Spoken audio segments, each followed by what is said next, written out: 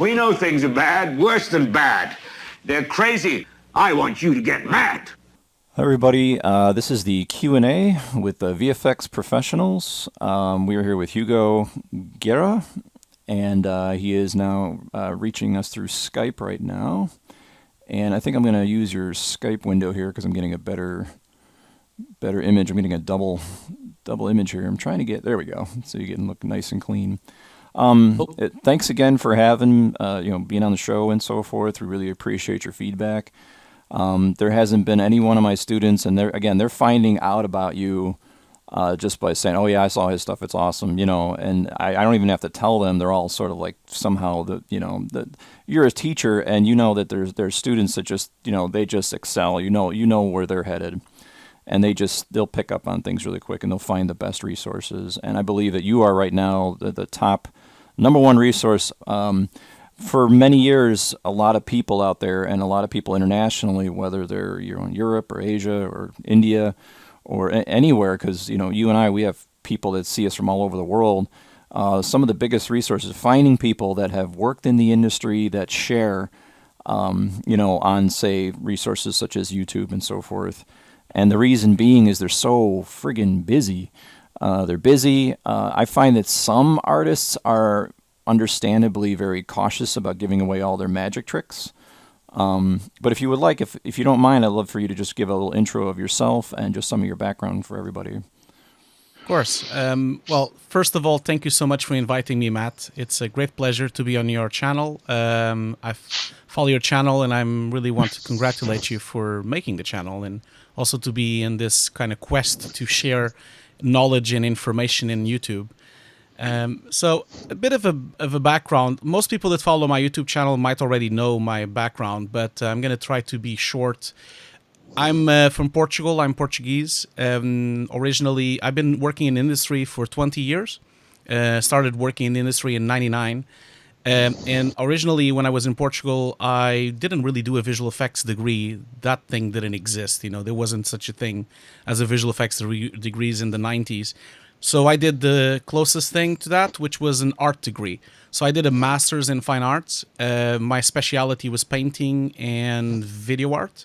And so that's with the video art that I kind of started messing around with the visual effects. Started using, After Effects 3 and started using very old editing machines with Premiere and Final Cut, and started kind of like slowly get into it. And then, of course, university years are always very tough because you never have a lot of money. So I started trying to earn money with that on the side. So I started making, corporate videos. I started making music videos for local bands. Started making corporate videos for local companies. Eventually became a cameraman for a local TV station. Then eventually started making national TV spots in national TV. So my art side started becoming less and less important, and I became a professional in the industry by working as an editor, working as a cameraman, working as a compositor in After Effects. And eventually I kind of have reached the limit of what I could achieve in Portugal, because Portugal, unfortunately, is a very small world in visual effects. It has very little work. This was, of course, back in the 90s and 2000s. Portugal was crossing a lot of economical problems. So I left Portugal. I left Portugal in 2005, and I went to live in Sweden, where I became an art director on a company in Sweden called Animec. And I worked on that company for 3 years, became an art director, started, worked on Photoshop, worked a lot on After Effects. It was on that company that I switched to Shake, Apple Shake. Back then it was one of the biggest compositing applications in the world. Also worked a bit in Fusion, and also on that company I started using Nuke. Started using Nuke the first time that it was released to the public. If you guys don't know, Nuke was actually, it already existed on the 90s, but it was only inside a company called Digital Domain. It was their own compositing application.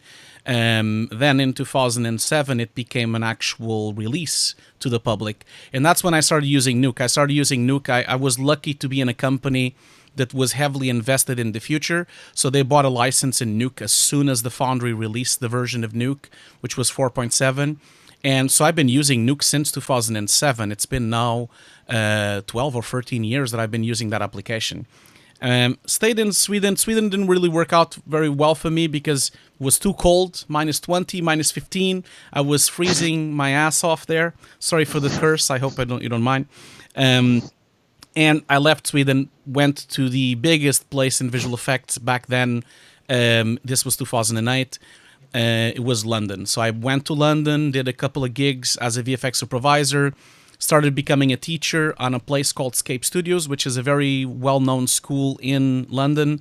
I taught Nuke. I was very lucky to be the correct guy at the correct time, because when I came to London, everyone was using Shake. Nuke was a pipe dream. No one really used Nuke yet. And so when I came to London, I had a huge knowledge of Nuke already, because I've been using Nuke in production for 2 years. And so I was constantly being called by schools to teach Nuke, and I was constantly being called by companies to use Nuke on their pipeline. So I started working as a freelancer at Jellyfish Pictures, started working as a freelancer at Nexus Productions as well, started working as a freelancer at the Mill as well. The Mill was just switching from Shake to Nuke back then. And eventually, when the head of Shake Compositing left the Mill, I've been a freelancer there for a while now, and there wasn't a lot of people inside the company that really used Nuke for a long time. They eventually offered me the job to be the head of the Nuke department. And so I became the head of Nuke department together with another friend of mine called Juan Brockhaus. He was also head of Nuke department. We were both heads of departments. And then we built that entire Nuke department. We were at some point about 30 people in the company at the Mill London. Built an entire pipeline in Nuke, shifted everything from Shake to Nuke, and built an entire custom pipeline, which is still used today, even though I left the Mill already. I was at the Mill for 5 years. Supervised hundreds of TV spots while I was there. I led big teams, worked on a lot of big projects, including a lot of Visual Effects Society awarded projects like the Howdy Hummingbird and Call of Duty Ghosts and BBC God Only Knows. There was a lot of big high-profile jobs which I supervised on set, or I supervised in 2D or 3D. Then I left the Mill eventually, because I wanted to do my own thing. So I wanted to open my own company, left the Mill about 3.5 years now, and opened my own company. And my company since then has been focused on my biggest passion. My biggest passion has always been video games. So I shifted from only compositing and editing to working in the video games industry. So I've been, for the last 4 years, directing or supervising, depends on the project, a lot of game trailers, sometimes full CG, sometimes rendered in Engine, sometimes rendered in actual Redshift or Arnold. Still used some of the tools that I've always used, Maya, Nuke, After Effects, all those tools are still present on those trailers. And that's where I am now, still directing a lot of trailers and cinematics, and still teaching as well. I've been teaching for 10 years. I've always been teaching on a lot of schools, a lot of universities. So that's always been like my second life. It's been teaching. And one particularity about my company is that my company does not have a physical location. So I work from home. I work from my office, which is what you see on the screen right now. And I've been working with several people also working from home or working from their own offices. So usually we have always about 5 people always working with me remotely. But sometimes if we have a big job, a couple of years ago we had a big, massive, full CG trailer to do for an online game. And so that, back on that time, we had 20 people working remotely. So I built like an entire remote pipeline so that all my artists could work just like if they were at the Mill. That's where I am at the moment. The YouTube channel, though, started about 3 years ago, and the YouTube channel started on a very different thing. The YouTube channel started as a gaming channel. I started reviewing games, and I was like doing Let's Plays and walkthroughs because that was my passion. I kind of abandoned that because it wasn't really suited for me, and I wasn't getting a lot of traction. I wasn't getting a lot of people watching the videos. So I started doing tutorials. Like, since I've been teaching for such a long time, I started making tutorials, started making these constructions on YouTube, and really without any plan whatsoever, my YouTube channel started 3 years ago, started posting some videos, started getting some followers, crossed the 100 followers, then crossed the 1,000 followers, then crossed the 10,000 followers, and now I'm on 16,000 followers. and quite a lot of Patreons as well. So the channel organically grew, and now it's actually a big part of my business in my day-to-day, because the channel has its own sponsors, and the channel has a lot of income coming from Patreon and little income from YouTube. So the channel has become, without me really planning, something that is really like a future thing that I'm doing more and more. A lot of people ask me why I made the channel, and the biggest reason really for me to make the channel, and I know I've been talking for a long time, I'm going to shut up now, and this is going to be the last thing I'm going to say. The biggest reason I made the channel was because while I was working on all these companies, I've always found a lot of seniors and a lot of really talented artists always trying to hide their techniques from everyone else. And I've always been very against this.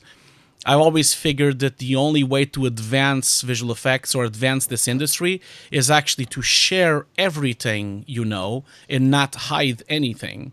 And that's why I started opening the channel. I felt responsible.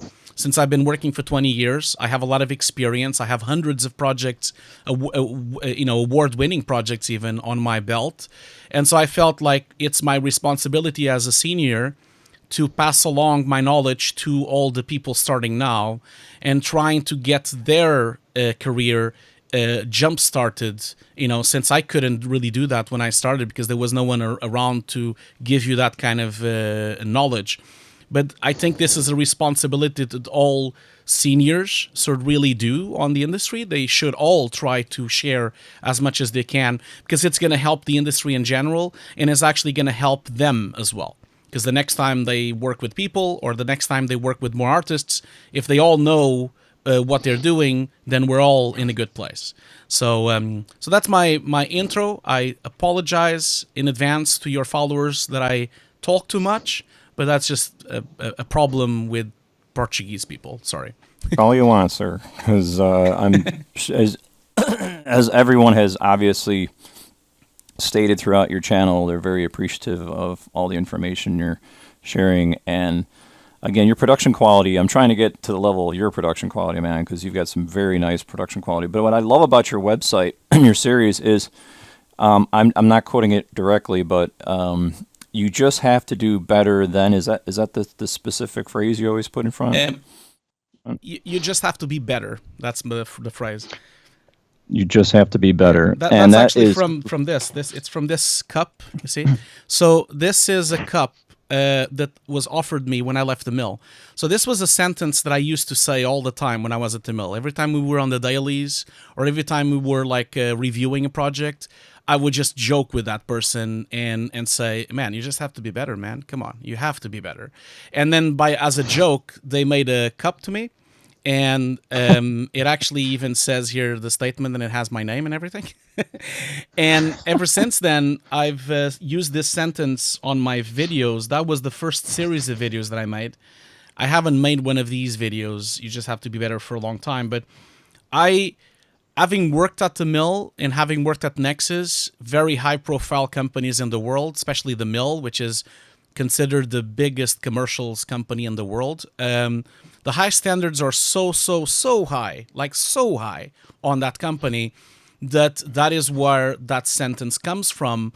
They don't accept anything but the best on a company like that, and they don't accept any job, and the clients aren't expecting anything but the perfect project and the perfect job being made by the company.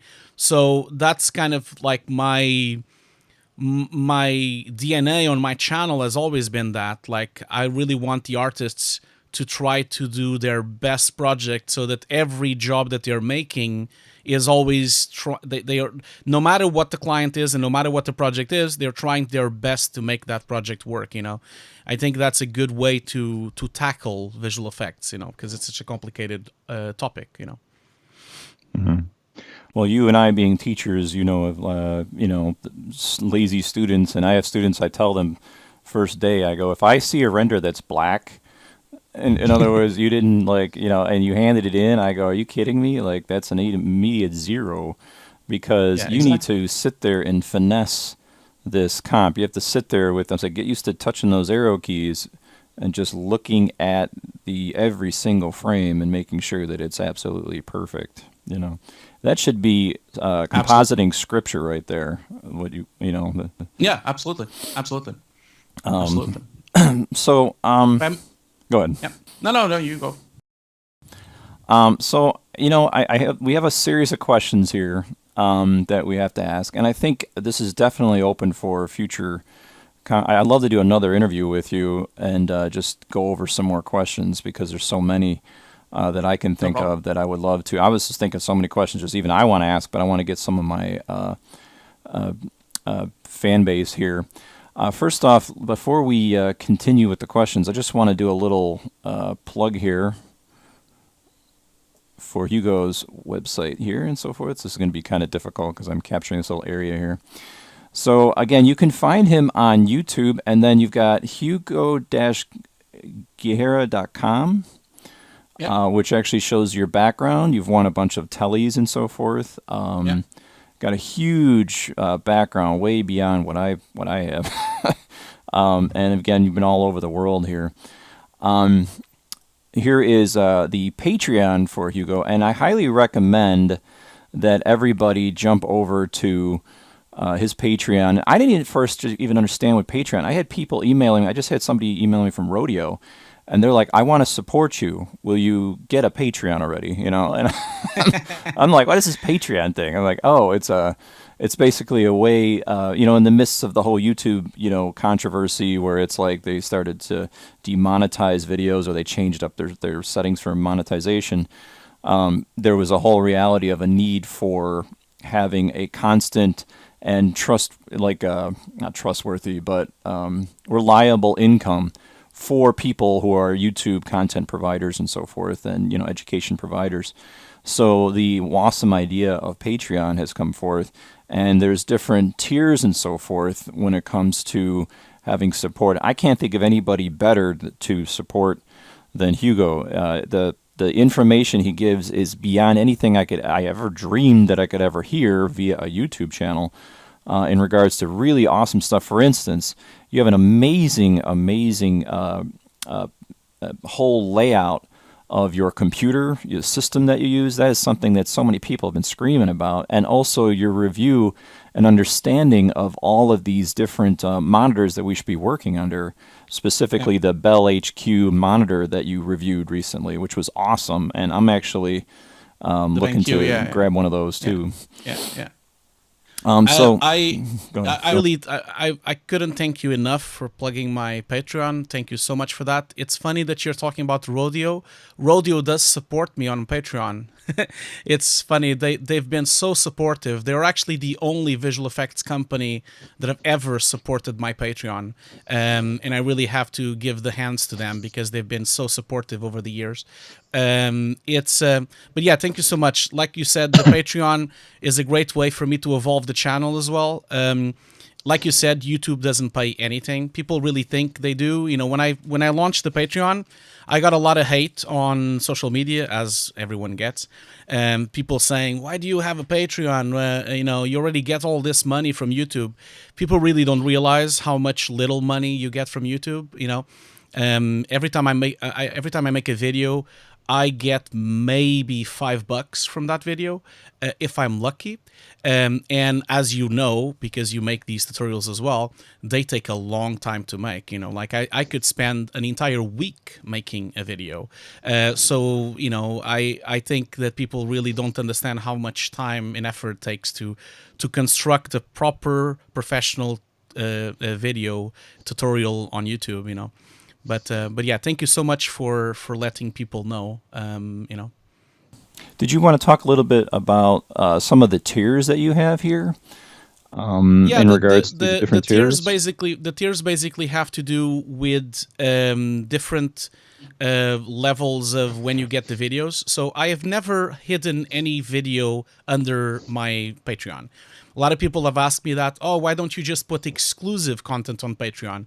Like I said on the beginning, my objective is to share my knowledge.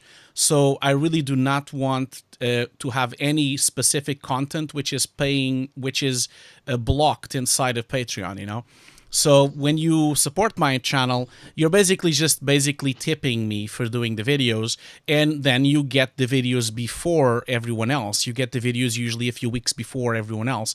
But you do get other perks, you get the chance to vote for the next videos, which no one else has that chance. So usually I publish like 5 or 6 videos that I'm thinking of making. I open up a voting, and then people can vote which is the next video. People also are free to suggest which videos they would like to see next. That's also very nice for people to be more involved on it. I have a Discord channel, which is a private channel on Discord where people can talk to me directly, and a lot of people do. A lot of people ask me questions directly on Discord. And then there's a couple of other higher tiers. Like if you want, you could, for example, get the actual scripts from my YouTube videos. So if you want to have access to the Nuke script and one frame of the footage, because I can't really give away all the footage because it's all owned by someone else, but I give away one frame and I give away the script, and then they can study the script. Other tiers have to do with the fact that you can have a Q&A and Skype with me. Usually it's like a 2-hour Q&A. Just last week we did a Q&A. It was a very heavy, intense video about ACES pipeline, where I went through all the ACES setup and tried to help my Patreons. So those are the different tiers. But even if you are not interested on the higher tiers, if you think about it, if you could be kind enough to donate even $1, that already would help a lot. With that dollar, you can vote for the topics, you can get the videos early, and you can support and make sure my channel stays online, Over the last 2 years, I've a lot of times felt that maybe I need to actually abandon my channel because it's not profitable enough, and it's not easy to keep it running with my work, because of course when I get real work, I have to stop to work because that's where I get my money. But even if you don't have a lot of money, I'm sure $1 per month is not too much, and it can really help me out on trying to keep this channel open and make sure I can make more and more videos, So What tier is it that you actually get the a single frame and the Nuke script itself? I'm just curious. It's the $20 tier. So that right there is worth its weight in gold, because if you guys have seen some of the comps in a couple of his videos here, for instance, this is from Homefront, and this is an incredible comp, and I was just looking at it, and I had no idea. You're just telling me right now that you could actually get access to the actual comp this was the script from last month. So on December, I gave away. When I finished this construction, when I did the part 5, which was last month, that was the month that if you had that tier, you would have given access. You would get access to all the pre-comps and all the comps. And I would not give you, of course, the sequences because, of course, Deep Silver wouldn't allow me to do that. But I give away one frame on the beginning and one frame at the end. At least you can see the comp and you can test the comp, and you can even do a key because you have the frame, you have one frame, well, 2 frames actually, beginning and end. So my Patreons have been really enjoying that. They've learned a lot with these scripts, They always email me. I also provide the gizmos necessary for the script to run. The only thing I sometimes have difficulties is sometimes I'm using certain plugins like PG Bokeh, which unfortunately people actually have to have it installed. I can't really give away that plugin. It is like you said, it's really nice for them to, a lot of my Patreons follow the video while they have the script open, and then they can kind of like learn a bit more because they actually see the values and they see all the sliders and they see how I pulled off certain parts of the script, Well, even if they just install the demo version of PG Bokeh watermark, that should still have the script work great. And PG Bokeh is again, it's the use of the other blurs used inside of Nuke are still not good enough, as you've mentioned in your videos before. And I love people that actually cover all of these awesome plugins that you commonly see in when you go and work at a VFX house. Like, oh, here's plugin, and you're like, what is this? And and you're like, this is whether this is on Nukepedia or whether this is like for instance, I worked on these Sam Jackson commercials, and I've always heard about these plugins for cleaning green screen and so forth. And then I was just like, oh my gosh, now I could see why, all these different things. You go, man, you really need to get into these plugins as a Nuke compositor, not just stick with the defaults that are inside of Nuke, Yeah, absolutely. So- Absolutely. There's quite a lot of industry, like PG Bokeh is an example of that. PG Bokeh is used on pretty much every company in the world. The same, there's a couple of plugins that every company uses. So that's always worth to do. They always have a demo. It's always easy for you to try them out, And sometimes they even have educational licenses you can always buy for very cheap, So, I'm gonna go ahead and switch it over to the Q&A if you don't mind. We're gonna talk about things, and one thing I've been pressing with the Q&As is we really want to not just go into some of the technical questions, which a lot of are answered through all of these. In my opinion, a lot of what Hugo's got on his site and so forth, but also where the industry is at today, which is a very touchy topic. And we're trying to do this without upsetting people, without getting people, angry or anything like that.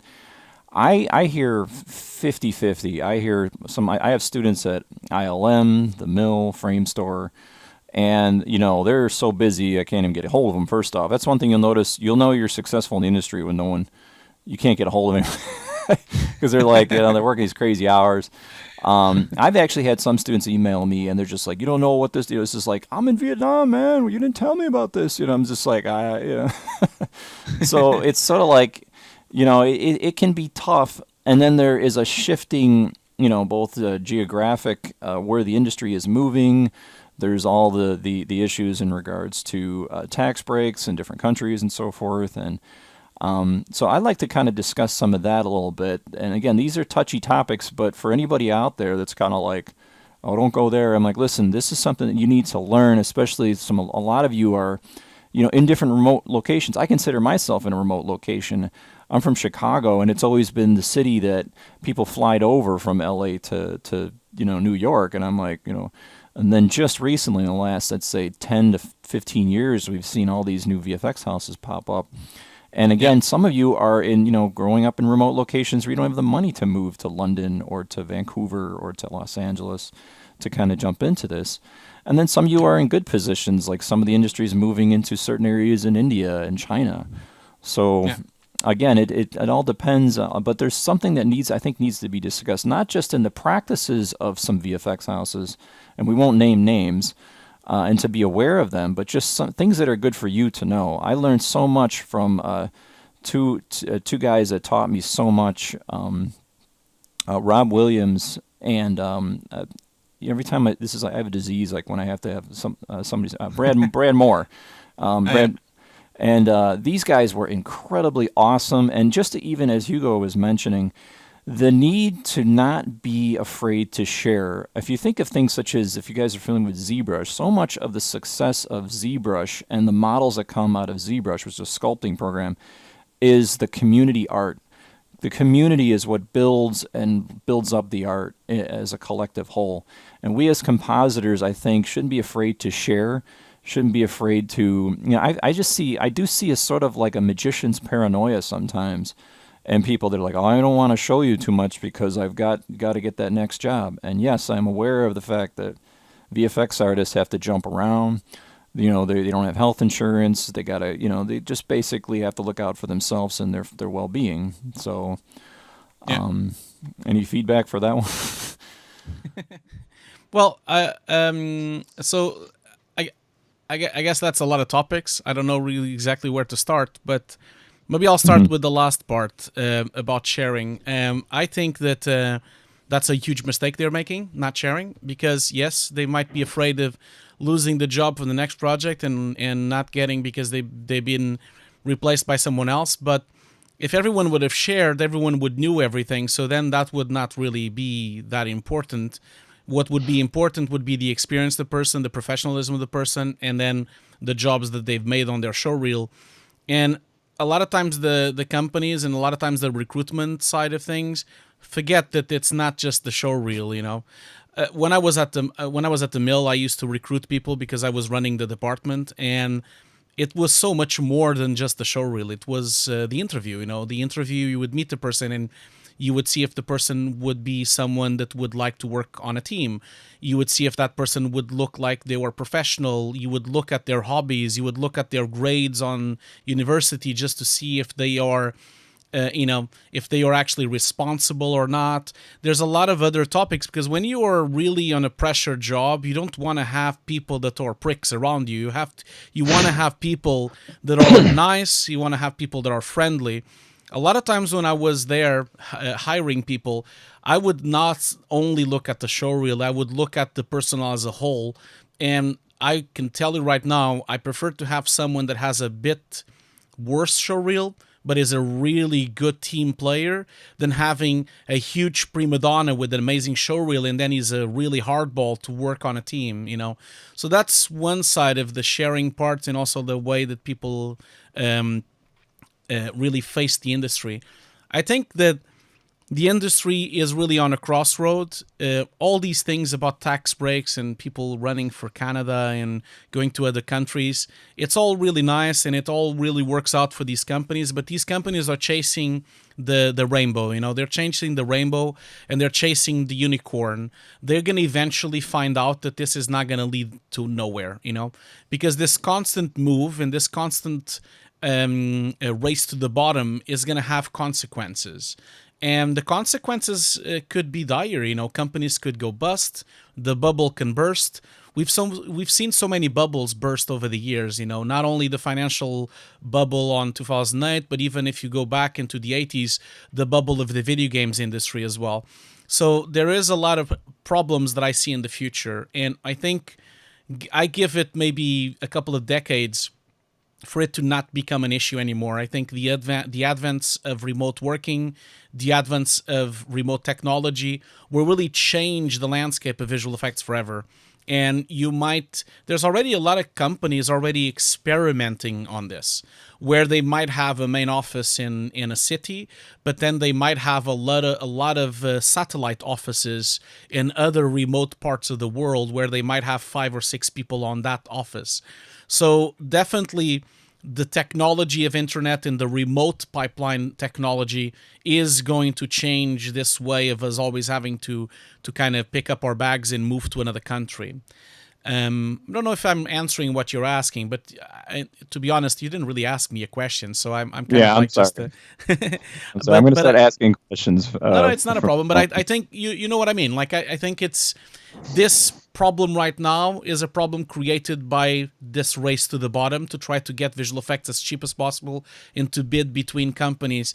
And this race to the bottom is being created by the fact that companies in visual effects are not owned by the people that they used to be owned, Like back in the 90s and 2000s, visual effects companies would be owned by the actual artist or by the actual entrepreneur that created the company. But now, these days, all these companies have been sold.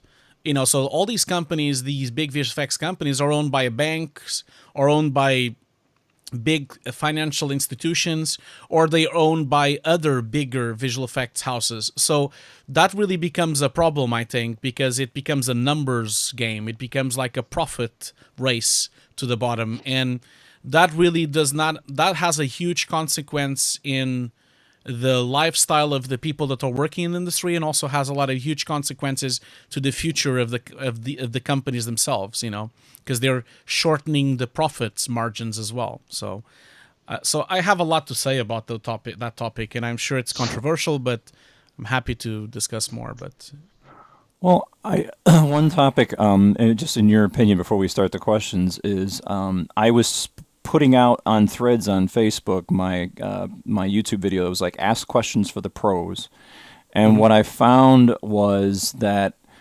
somebody from a very, very big name VFX house, I'm not going to give his name, but I looked him up. He seemed pretty legit. I asked him for an interview, and he's like, I don't want an interview, almost like really angry. And I'm like, wow. And his concern, which is understandable, is he's an LA artist with a family. Like so many of artists that get into this, female and male, they eventually come to a point where I want to raise a family, I want to have kids, I want to, and then they have to, they become. I've watched personally in Chicago LA artists who were flown out.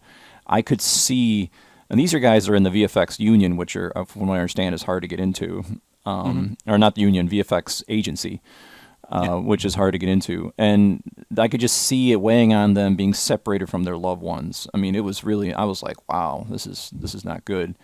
So what this guy was basically stating was that his claim was that so many artists sort of just threw their hands up in the air and ran off to Canada because they were told either move to Canada or not. And his quote unquote, was the industry in specifically, I would say, continental U.S.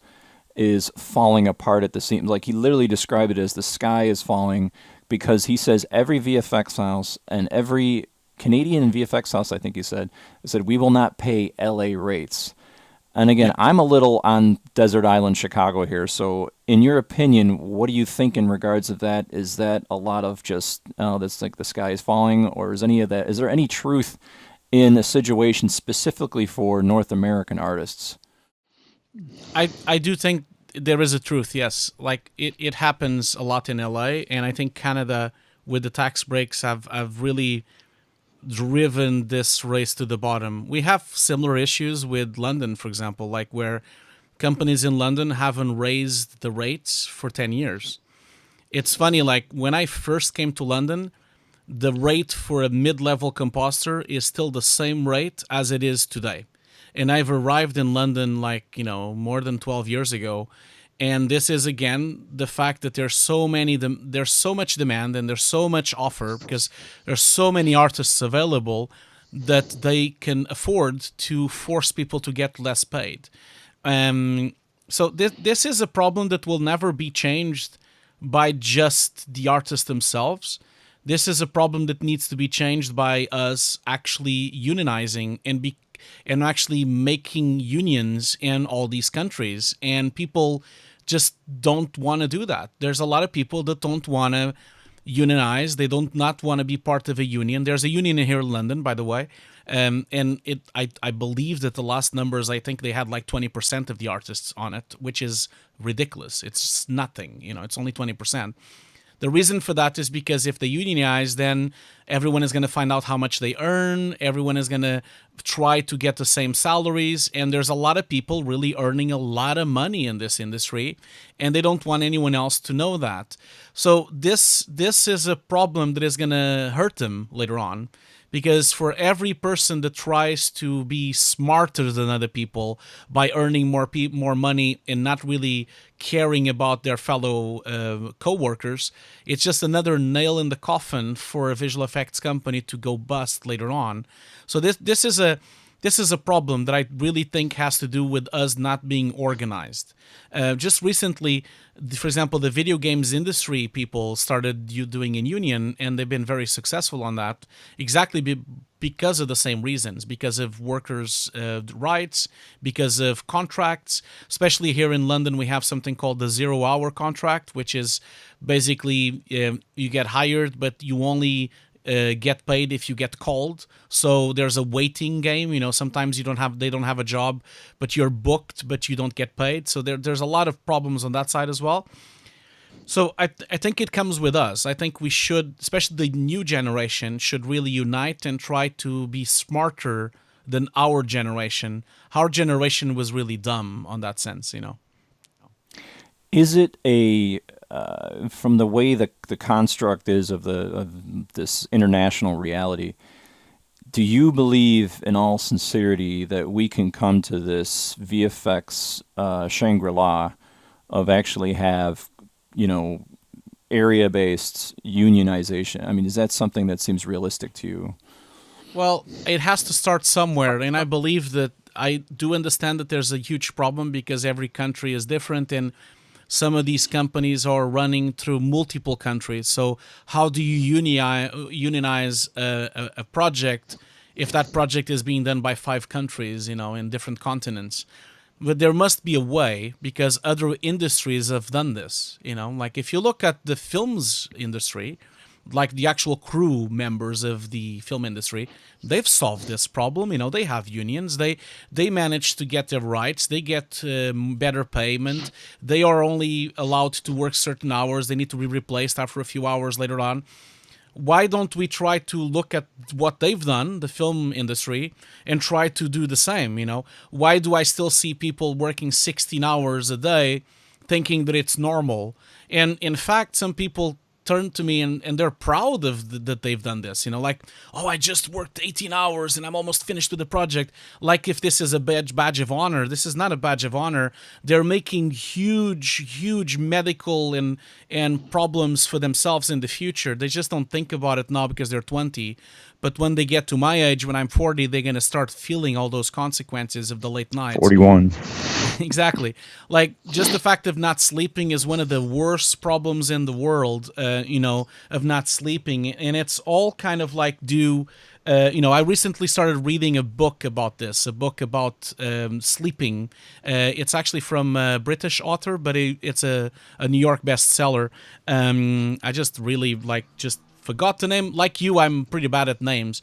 But this book really opened my mind, because this book is so scary about the fact that if you do not sleep 8 hours a day, you can have really long-term problems like dementia, like Parkinson, like problems that people don't even understand. And these are research done 20 years ago, and you know, this is no secret. These are all things that are happening. And again, people don't think about those things. They just think about project by project. They don't think about their health.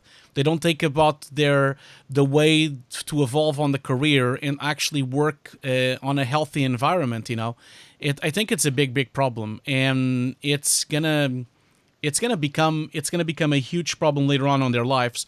Like me, I have huge health problems because of the way I've worked when I was younger. You know. Like I have sciatica back problems. I have optical nerve damage, you know, because of working too much on the computer. I have, you know, back problems. I am, of course, overweight as well. By the way, the book I'm talking about is called Why We Sleep. And it's a book by a PhD called Matthew Walker. And his book is amazing. Like, it's really opened my mind to how good night of sleep really helps your memory and helps your the way that you work better. But yeah, I'm talking about other things now. But of course, make sure they're important. just drive me back into home then. If you have other questions, yeah. I'm gonna hit some Q&As here with people that have posted, and again, just for anybody listening, and you're like, man, I would have loved to have asked him this question. One of the things, of course, is obviously going and actually getting on the Patreon for Hugo's Desk. But also, we'll have some Q&As, I believe, in the future, if that's cool with you. Of course, I'm very happy to do that. Yeah. I mean, to me, this is basically coming back to one of the only resources I actually remembered, which, again, here I am with bad names. Whenever I try to think of a name, I can't remember the name. Who's the famous guy who does all the VFX stuff? He's the guy with the podcasts.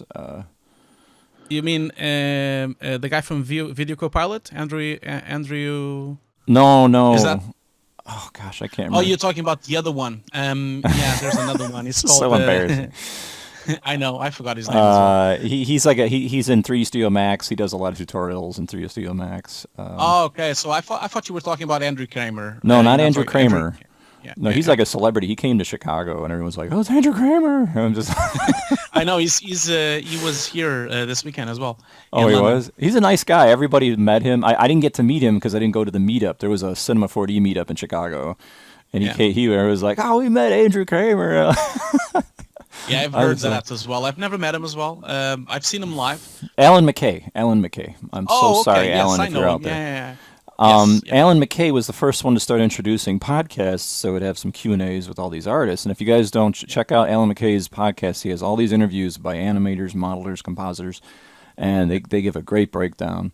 And he has a great testimony of his whole history and so forth. But that's what I'd like to see more of that, where there's some kind of communique and talk, just chat about this stuff between artists. So it's not just like I'm going on YouTube, getting a video, so forth. But anyway, let me hit up these questions. There's not many so far, but like I said, in the future, I'll post up some more Q&As for the next setups here. Just before you do that, I would say Sure. also, since you've plugged Alan McCain's podcast, I would really also recommend people to check out the School of Motion podcast as well. The School of Motion podcast is really good, has a lot of really good interviews as well. And also the Pro Video podcast. Those two podcasts also have quite a lot of really nice interviews for you guys to check out. And I'm sure they were inspired by Alan's first podcast, because I think it was one of the first ones. Also, Filmmaker IQ. I don't know if you've heard of him. He's awesome. He goes over like just a basic understanding of things such as dynamic range and even camera sensors and so forth. I always try to teach my students the understanding that there's a connection with the media that you gather from these cameras, but you also have to. You're not just creating reality. You're creating this synthetic reality through the eyes of a film lens, not a human eye. So it's the understanding of photography, and I tell everybody, like, go out and buy a T5i, or even this. I'm actually purchasing this new Blackmagic camera just so that you have a camera that's cheap and affordable, and it's 10-bit, that you can do some plate shots for. So anyway, let me keep going here. Tony Lyons, he just says, great idea. This is a wonderful idea. I don't think he has any questions though. Okay, so let's move on to Esteban Ignacio. How do you fix Z-depth edges when something is in front of the other thing and you can't edge extend the Z-pass? That's more of a technical question. This is actually a question this thing that he mentions about edge extending the pass. There's one of my videos on my YouTube channel talks about this, how to edge extend Z-depths so you can fix the edges. And like I said in my video, it's one of my You Have to Be Better series. There are actually two ways of fixing the problem. One way, of course, after you try the edge extension and that doesn't work. If the edge extension technique that I talk on YouTube channel doesn't work, there are two ways of solving it. One way is going back to 3D and actually separating the layers of 3D. So that's a very common practice, even on big companies like the Mill. If you're working on a big project and you really can't fix certain things, then maybe you can separate the background from the foreground and from the other background. Maybe imagine if you have 3 characters on the scene, maybe you can render all those 3 characters separately. And then because they are separately, you can really control the edges, you can control the Z-depth. And you can even, in fact, like I usually do on my videos, on my projects, you can clone and sync with expressions if you have 3 layers, you can sync the Z-depth defocus with those 3 layers if you want to. That's solution number 1, which is of course a lot of time consuming. Solution number 2 would be to use deep compositing. So if you render the renders in deep compositing, you will never have any edge issues. As long as, for example, you use, if you use PG bokeh to do Z defocus together with deep renders, it will fix all those problems. So that would be my 2 solutions if you have those issues. These solutions, by the way, the deep compositing solution is definitely a video I have on my list. I recently directed a cinematic for Warhammer, but it's not out yet. It's still not released, and it's all done in deep compositing. And as soon as I have that Warhammer trailer released, I'm going to make a video about deep compositing, and I'm going to show people how to fix some of these issues using deep, Cool. So the question here is from Vortex Show. Do lighting TDs have to know texturing, learn Clarice or Katana? What's the level of passion for math that would be needed as a TD? Can you become one without it? If you really want to be a TD, you need to know your mathematics. Yes, you need to know your math and your science, because otherwise it's going to be very tricky for you to actually get involved in complex expressions and complex Python expressions. If you're working in Python, of course, you can probably work in C++ as well. It depends on what you're doing. All of the TDs that I've worked for have some kind of background in mathematics. They usually have a degree on that. If you want to be a TD. Having said that, I get this question a lot from my students and also a lot of people on YouTube. even on my Kickstarter course. A lot of the times people think they need to know Python to be a compositor, and that is not true at all. Like, you do not need to know Python to become a compositor. It can help your tasks day to day, and it can help knowing a little bit of Python, but you can definitely get away with being an excellent compositor without knowing any Python. I'll give you an example. I mean, I've been working as a compositor for almost 20 years, and I don't know Python, and it works fine for me. It's easy for you to get around. And if you do require Python in your projects, then you can maybe get together with someone that knows, or if you work on a company, you can request the TD department to help you with something. So that's very common. There's always a bit of a separation. There's always like artists that are much more technical and artists that are much more artistic. And I think I go into the more artistic side than the technical side, although I still have a lot of technique on my things, and I think I have a good balance. But just be that aware that you'll find those type of artists on companies. So I think everyone kind of contributes and complements each other, on a big company. Here is from JB Bartz. What are some key differences between being a compositing artist to paint artist? And what should a paint artist perhaps know and could start to try to prepare if wanting to progress in comp? Thanks. So this is something that also comes up a lot, especially on my Kickstarter course that I'm making now. And a lot of people think that it's still that way that works, like that you have to be a roto artist, then you have to be a paint artist, and then you become a compositor. This is really not happening anymore in the industry. Most of the companies outsource roto and also outsource paint. That means this is not the entry level anymore. The entry level is not for you to become a painter and then evolve to be a compositor.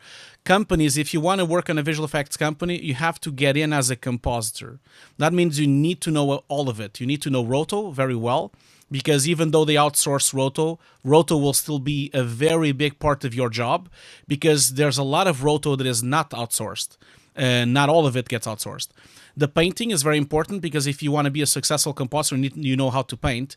But companies are now looking for the juniors to know everything, from roto to paint to compositing, even to CG compositing, because they much prefer to hire junior compositors. They don't really hire roto artists or paint artists anymore because of the outsourcing side of things. So when starting on the industry, try to become a full generalist in compositing, and really know your software in and out. That would be my advice to I can't remember his name now.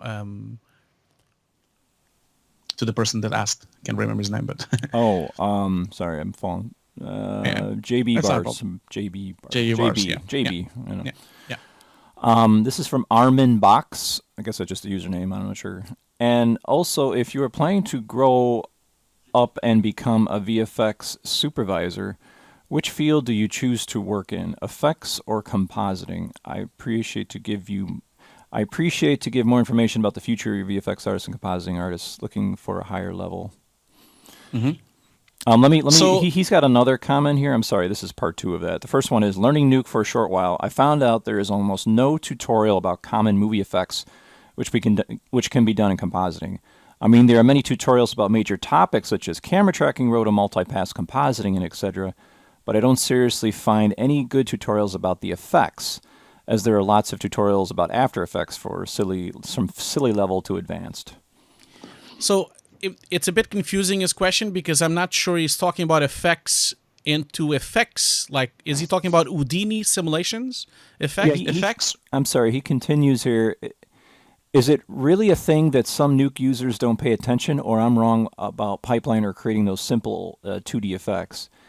And this is where he says edited. I guess he's admitting that the effect I mentioned is the effect which is done in compositing, not those created in software such as Houdini. For instance, 2D holograms or HUDs or bullet trace, blood splatter, bullet holes, or popular movie effects such as Quicksilver, super speed move, and man shrinking effect. There are tons of examples. I know it might not be, and that may look a little silly, but it's of importance. Well, I would say I know exactly why those effects, like he says, those visual effects, are not in Nuke tutorials, because and I understand what he's asking, because in After Effects you always find all these things like, oh, how to make a scar on someone's face, how to make a bullet going through a gun. The reason that doesn't happen is because Nuke is a professional high-end compositor, so you will not find those kind of works done in a company. Like if someone is working in a film and they have to make a bullet coming out of the gun, they will not do it in Nuke. The gun will be modeled in 3D, the bullet will be modeled in 3D and rendered as a CG element. The same thing for a scar. It will be 3D tracked, and then they will put a scar as maybe a matte painting or a projection system inside of Nuke. So those special effects that he's talking about, they are not just done inside of Nuke. In the industry, when we do advanced visual effects, it's a group effort. You know, you have a bit of modeling, you have a bit of shading, you have a bit of rendering, you have a bit of Houdini, you have a bit of Nuke and compositing. One single shot in visual effects on a film is not done just inside the compositing application, and that is why you don't find those tutorials. You don't find those tutorials because all the Nuke artists, they don't really work that way. You work on a team, and then you do with the team, you do that shot. And I understand, because Andrew Kramer, for example, has a lot of these After Effects projects where he showcases how to do a specific effect all inside of After Effects. But you need to understand that he's catering to different types of artists. You know, After Effects is a pro-consumer application, so it's much more broad. It does not really work. After Effects is not really used in the advanced visual effects. So that would be my answer to that question. We are coming up on the hour mark here, so I'm going to have just a couple more questions. And for anyone that has asked questions, I'm taking them as they come in, the oldest first, out of respect. And as we move to other VFX people that we interviewed, and we'll come back to Hugo, we'll keep answering them. And I'll put a link up for those that want to ask more questions. And it's going to be all based on this one link for the Q&As for the future. And I'm just going to keep going. But I think there's a couple here that I'm just going to keep going in respect here. This is from Dreamboy Cuts. Are there any options as junior compositors, students, to do any distance freelance? I'm in a VFX school, but would like to work on more professional shots when I have some time over. It could be a nice way to learn and earn some pocket change if possible. So he's asking if it's possible, he means, isn't it? That's what he's asking. Are there any options, as somebody, as a student that's freelance? So it is because a lot of the big projects don't allow you to work remote unless you're working on a company, and then you're working remotely, but that company has security level to actually allow you to work remotely through the security server. My best advice for students would be to contact people that are making short films. So if they can find maybe local people on their area, on their community, I'm sure there will be a lot of filmmakers trying to make their first short films, or filmmakers trying to make their first music video. So maybe contact a production house, or maybe contact an agency and see if there is any short films going around. Usually short films are something that is done remotely because there's usually very little budget or no budget. It would be, of course, better for you to choose the one with the budget, because I'm a strong believer that you should get paid for your work. Even if you get very little paid, you should always get paid, because you need to think about it. If you're not getting paid, then it's a hobby. It's not a job. So even if it's very little, even if it's symbolic, and I would say approach these filmmakers, directors, and people from your local area and see if you can strike a deal of making a couple of shots on their next project, just for learning purposes, and try to ask for a symbolic gesture of money or items, it could be other things, in change for those plates, I also warn my students, because what happens is I teach at a school where you have film and VFX in the same building, and what you get are generally, I hate to say it, but in my personal opinion, this is not Hugo's opinion, especially a starting out filmmaker, there generally is this sort of like narcissism that just exists in the ethos or whatever. When it comes to film students, and they're all about not paying anybody or considering the fact that you can't make Avatar with a couple of VFX artists, so always to be precautious. It's biblical when it comes to pay. Labor is worthy of his wages. And I really think that it's important that they respect your time. And I always say when someone approaches somebody that is trying to do a project, if they say it's 3 shots, take it and times it by 4. When it comes to these sort of like amateuristic type, works, or if you find like these kind of, newcomer type people trying to make films and trying to find these freelancers online for cheap pay and so forth. So it's something just to be precautious about.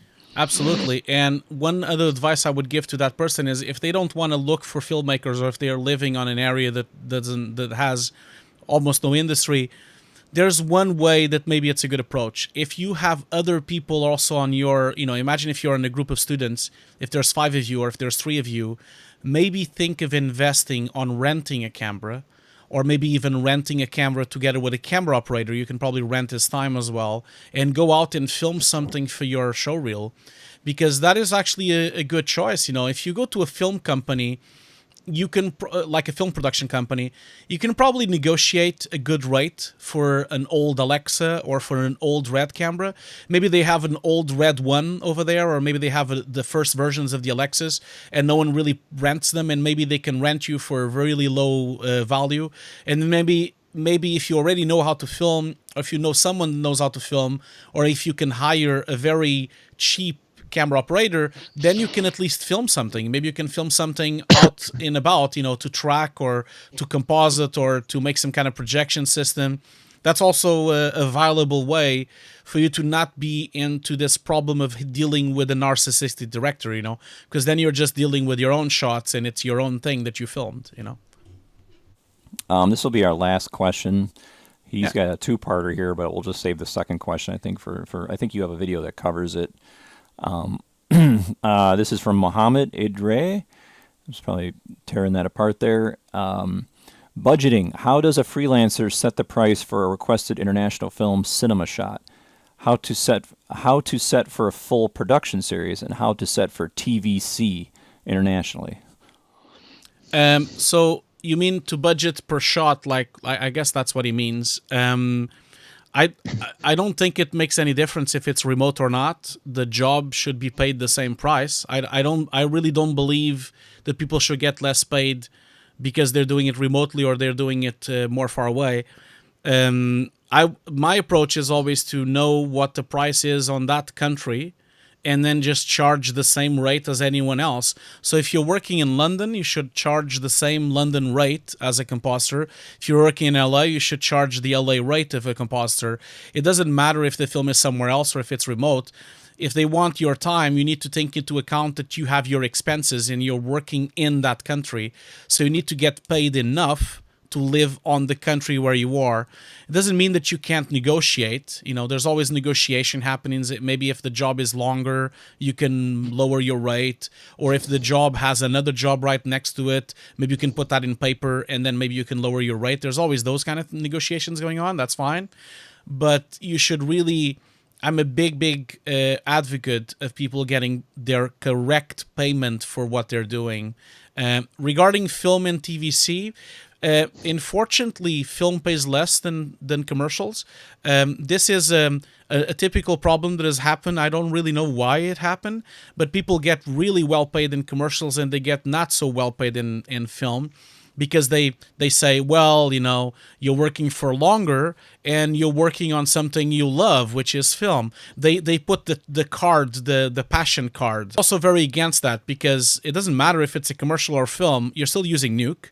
You're still doing exactly the same thing. If anything, a film probably will be more difficult. So I really don't understand that. But I've been on a lot of meetings and interviews in companies. I've been on interviews myself where they turn to me and say, well, I know you have experience, but we have to pay you only half of what you used to get, and you won't be senior. You have to be mid-level because it's film. And then when I ask why is that happening, their response is usually, well, because this is a Star Wars movie or it's a Christopher Nolan movie. They give those kind of answers, and that is just like a stupid answer. Like why do I care if it's a Christopher Nolan film or if it's a Star Wars film or if it's the next Michael Bay film? Does that make any difference of the amount of work or effort that I'm going to make? So those discussions need to end, and the only way to end those discussions is really to be strong and actually demand the money that you should get paid for, you know. And I know that's hard when you're starting, but I'm always keep saying this because the more people that do that, the more harder will be for companies to try to shortchange you, you know? Yeah, one thing I noticed, and again, I'm on Desert Island, Chicago, but I did get to work with a series of LA artists, and man, just in the small time I was there, I learned so much about their development of a thick skin and standing their ground in regards to setting prices and not dealing with being manipulated. And it's not a matter of these production studios, and I tell everybody, every production studio has some dirt on them, and it's not dirt that they may have not even created. It just might be just something that was overlooked, or was really somebody trying to pull some stunt. But it's all really based on money. It's not about some evil person, you know, sitting there, you know, going ha ha ha, you know. No. And it's just something you got to understand. No, it's not personal at all. No. And I just found that it's just, you really, really have to stand your ground. And again, this even works at a student level. You really have to stand your ground against film students that are basically trying to use you to, you know, further their career and so forth, or try to find cheap labor. Because one thing I find more than ever that's in high demand is super cheap labor for VFX. In the form of, like, you know, not an organized production studio, but sort of like somebody kind of working on the side. And when you add the international, you know, element of that, you can be manipulated very carefully if you're not careful in regards to that stuff. So. Yeah, I always tell my students and also tell the people that I worked on, juniors, never, ever, ever believe on the conversation that starts with, but this is going to be really good for your show reel. It doesn't matter for nothing. Like it doesn't, if you're not getting paid, like I said, it's a hobby. And getting shots for your show reel, it's not that difficult. You can either rent a camera, or you can get together with other filmmakers, or you can do your own project, or you can try to contact companies to try to see if you can get some sample footage. There's always a way of getting footage. And this conversation of, oh, but if you help me on this, I know I can't pay you, but it will be really good for your show reel. No, it's not going to be good for your show reel. It's going to be good for his show reel. So you have to be careful with this. Like it's not. If someone is giving you that kind of conversation, that means that person is not willing to respect your time, is not willing to even giving you a symbolic gesture of money for that, and that person should not deserve your respect on that sense, if he's really serious of what he's doing, you know. So I just find that visual effects is one of the only industries in the world where we do things for free, and I never really understood that, you know. When you go to the supermarket, you don't just go in and say, "Can I just take this milk? You know, I won't pay you, but it's going to be good for your humanity to give me the milk." It's not. It doesn't. The world doesn't work this way, and on any other way, it doesn't work. And visual effects is the only place where I see visual effects in games and the creative industries. You know, not just visual effects, but all the creative industries. It's the only place where I see people working 18 hours a day without getting paid, only getting paid 8. Because people have to understand, even if you imagine you charge £500 per day as a rate, if you're gonna work 18 hours, then you're actually getting only $250 a day, not actually 500. So people don't understand those consequences of getting so little money for the amount of time they give. So it is really a problem on the industry, and I hope it changes quickly. I really think so. And this excuse that the industry is young is really getting tired, because it's not that young, you know. It's not not anymore. Not anymore. Like, so this conversation is not. Now is the time to have the conversation, because we've been running visual effects for. It's going to be almost 40 years now that we've been running visual effects, and that's a really long time, you know. And so I just feel like people just need to be more aware and don't believe everything they hear from these people, you know. I think I'd like to go full circle and ask a personal question of my own, and we'll close with this. Going back to what I talked about, that person from the industry complaining about, you know, here in North America, you know, everyone's running off to these other countries, and I'm trying to raise a family and so forth. One of the things he brought up was the idea of working from home, really, and not having to have a VFX supervisor over his shoulder. And he also mentioned that if you're smart, and you're careful, the idea of NDA or something where you're working on something that's very tight-lipped and so forth. In your opinion of all of this, is this a possibility in the future, and is it a positive or negative reality of the possibility of so much more of working remotely and interfacing with the artists and supervisors via what we're doing, like for instance right now through Skype? I would say that it's completely possible. And every time I have this conversation, people say, "Oh, but it's not really possible." And then I just turn to them, "Well, it is. I've been working like that for 3.5 years, and I have done 20 game cinematics for AAA games in remote, on my office, on my house." So it's definitely possible if people really are willing to do it. And of course, if you put the necessary precautions for that. You can use, Dropbox Business with encryption. You can use encryption tools for the files. You can use secure servers. You can have a server somewhere else instead of your computer. There's a lot of security measures that you can actually do. And I'll be honest, like even it's a matter of time for companies like Dropbox and Google to actually be certified by the MPA. It's going to be a matter of time. Because if you think about it, I've been on companies that are not as secure as a Dropbox account. So, and because they're physical companies, and it's so much easier for you to just go there and steal the hard drives. Every time people tell me it's not possible, I am living proof that it's possible. I've worked with 20 people remotely. I've done games. I've done trailers for Ubisoft. I've done trailers for Sony.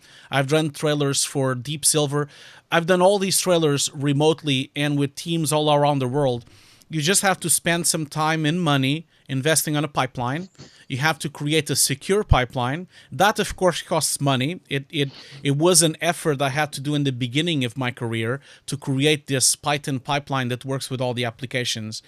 And I definitely think it's the future of working. But I would also say one thing. It's not easy for you to work remotely if you're young and if you're a junior. I do not recommend junior people to work remotely.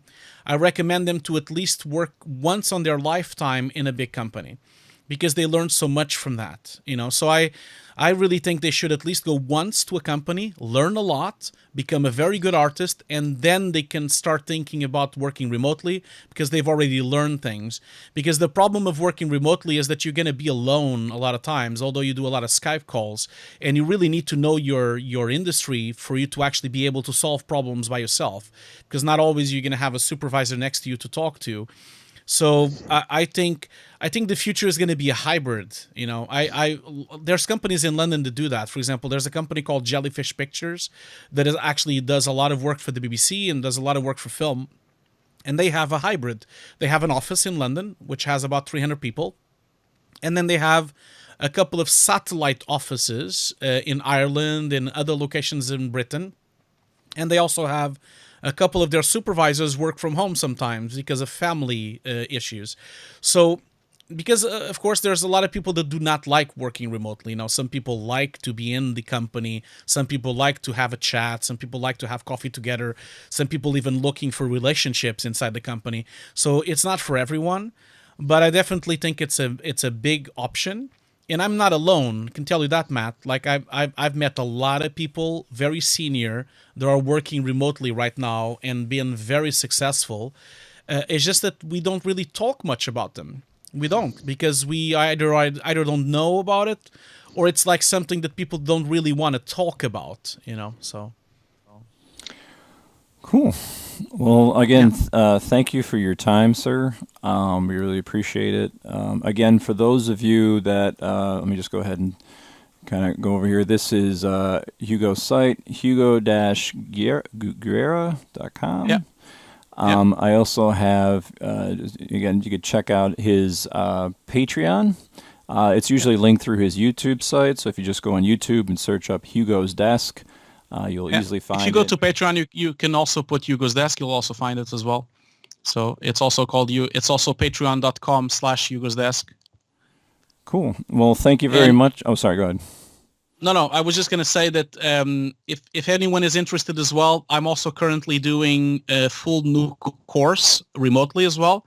This was something I kickstarted last September. We're currently doing it, and we're going to repeat the Kickstarter again. So we have about 120 students on this course. So if you guys are interested, just contact me through YouTube or contact me through Twitter or contact me through Patreon as well. But Matt, I apologize that I talked too much, and we should have done more questions. And I know I maybe took too much time in the beginning on the intro. But I really would like to thank you so much for inviting me. I had a really wonderful time talking to you. So thank you so much. Yeah, and again, we're all appreciative, and you could talk all you want, like I said. But all right, cool. We will see you next time for another interview. Thank you very much, sir. Thank you so much, Matt. Bye.